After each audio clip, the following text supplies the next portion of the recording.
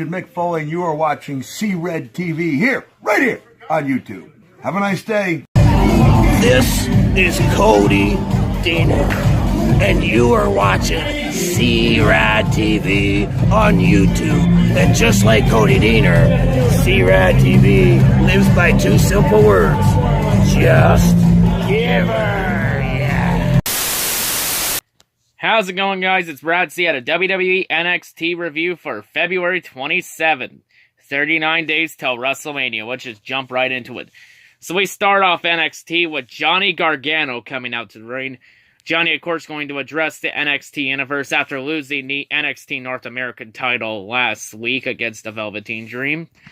So Johnny Gargano comes out. Johnny goes on, says that they were on top of the world after TakeOver Phoenix when Johnny Gargano was NXT North American Champion. And they, he also means him and the NXT Universe.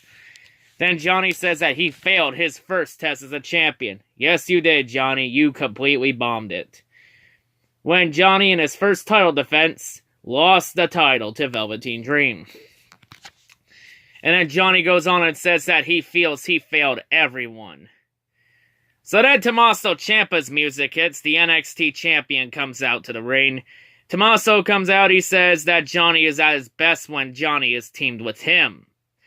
And Tommaso then says that every time they step in the ring together, the outcome is already determined. And that outcome is that they always win.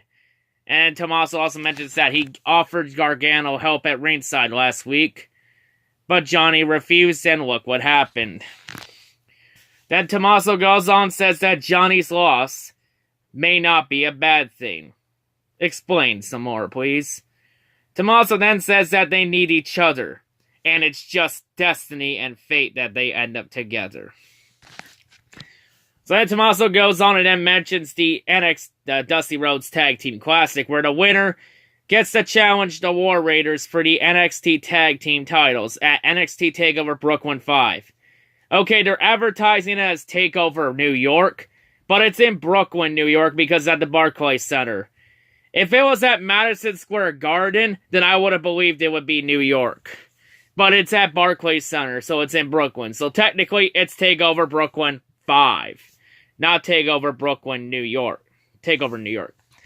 Because that same weekend, on Mania weekend, AEW is completely taking over the Madison Square Garden with their All-In show. So yeah, if you wonder why NXT TakeOver is not at Madison Square Garden, there you go. So then Tommaso says that TakeOver Brooklyn 5 couldn't end up with the same ending that they were after TakeOver Phoenix. But this time, both of them would be tag team champions. So Tommaso then offers his hand, as Tommaso is offering a chance to reunite DIY for the Dusty Rhodes Tag Team Classic. Johnny shakes his hand, and they're now officially a team again, and they will be in the Dusty Rhodes Tag Team Classic. Don't worry, we're going to go through the bracket in a little bit, but continuing on, we're going to continue on right now.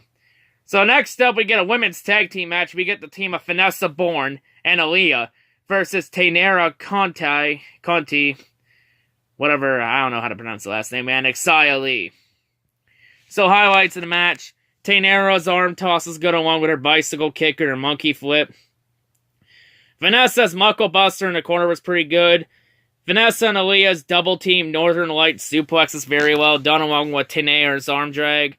Xia's super kick was pretty good.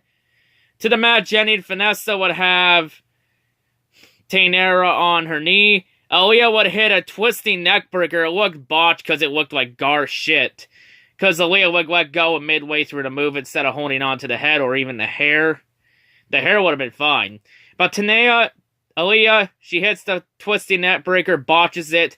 Vanessa gets the 3 count for the win. So once again, you can botch your finisher and still win the match.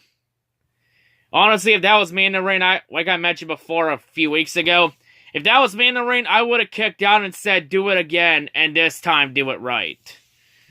Terrible way to end the match is by botching a finisher. Get your shit together.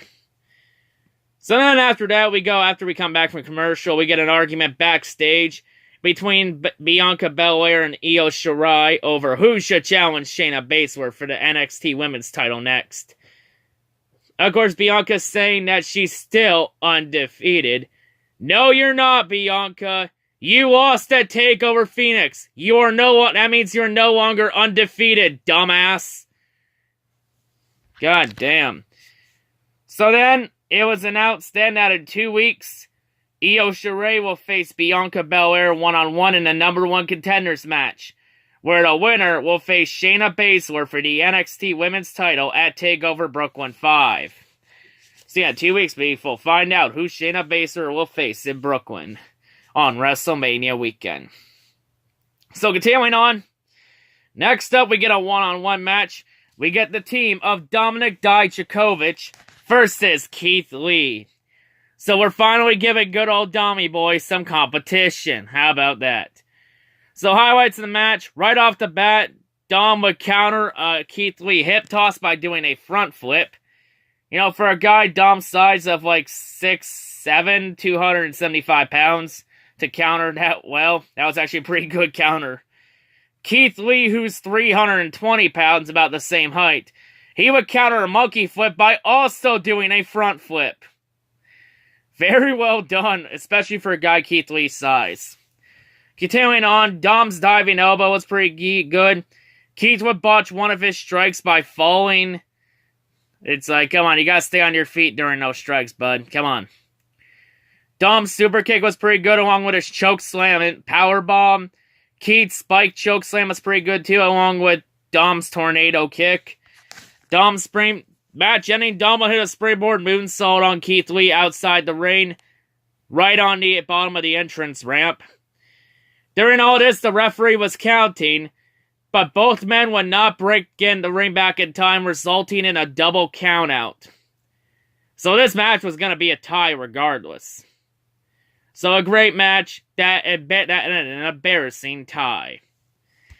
So then after the match, more refs had to come in and break up both men to prevent post-match assault, since both of them wanted to keep going and the crowd chanting let them fight, but the refs won't do it. Could we see a rematch coming at TakeOver Brooklyn 5 perhaps? Let's wait and see. I think Dom's ready for a pay-per-view match. Who's with me? So continuing on, next up, we then find out the final 4 teams to compete in the Dusty Rhodes Tag Team Classic that starts up next week. So, of course, other than DIY, the other 4 teams that have been announced for it are the team Mustache Mountain, Trent Sevens, and Tyler Bate. We also have the team of Oney Lorcan and Danny Burch. And we also have the team of Aleister Black and Ricochet. And during this entire sequence, we would also find out our Round 1 bracket. So here are the brackets as followed. Round 1 will see Mustache Mountain face the Street Profits, Angelo Dawkins and Montez Ford.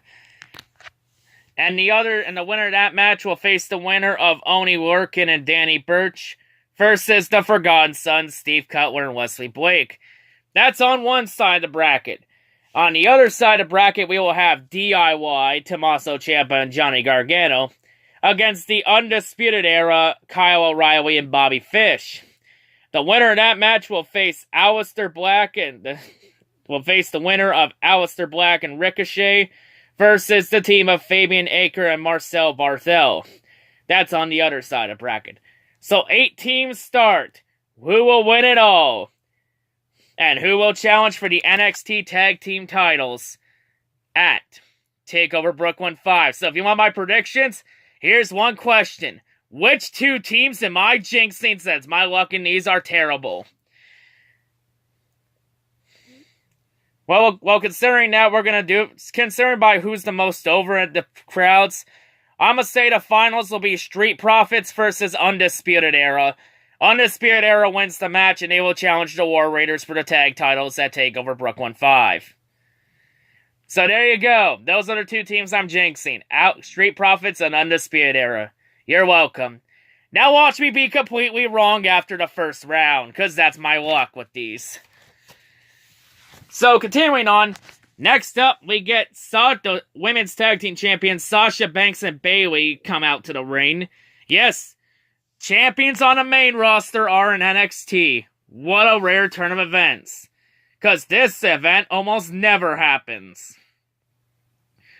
So Sasha and Bayley get in the ring. Sasha goes on. She says that it feels good to be home. And then Sasha goes on and says, you never forget where you came from.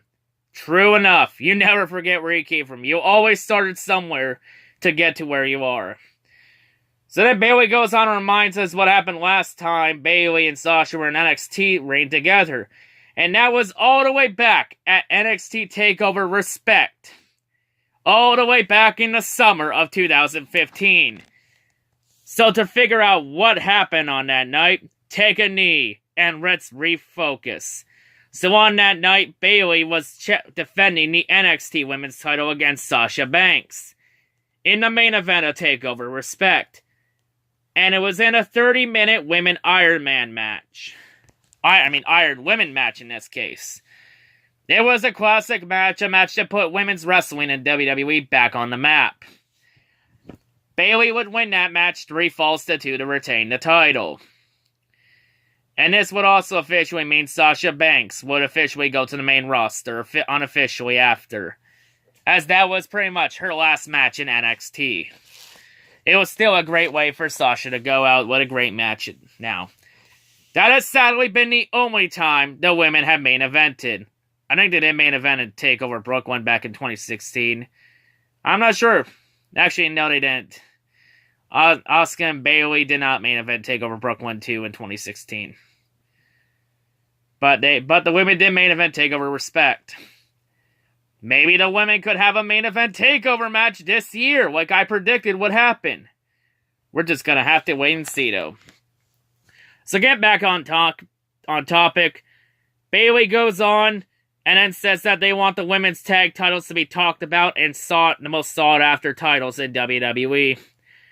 Sasha says that, goes on saying, reminds us that they want to defend the tag titles not only on Raw and SmackDown, but also on NXT.